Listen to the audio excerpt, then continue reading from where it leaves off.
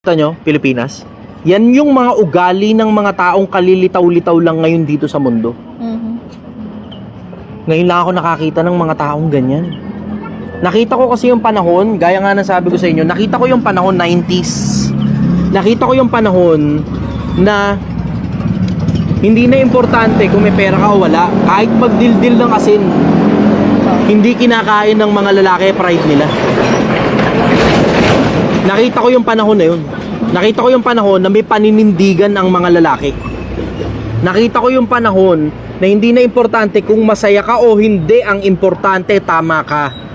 Kung may pera ka o wala, hindi na importante yun, ang importante tama ka. Nakita ko yung panahon na yun. And I was lucky enough to see that generation. Nakita ko yung panahon na yun. Paglipas ng ilang panahon, early 2000, hindi na importante kung tama ka o mali. Hindi na rin importante kung masaya ka o hindi. Hindi na rin importante kung may pera ka o wala. Ang importante, masaya ka. YOLO. Diyan nauso yung mga parang kabit-kabitang malawakan. Tapos, ang kasunod, yung panahon natin ngayon, paglitaw ni Andrew Tate at nung iba pang mga yayabang-yabang sa social media, hindi na importante kung tama pa ba yung ginagawa mo o mali na. Hindi na rin importante kung masaya ka o hindi. Ang importante, sobrang dami mong pera.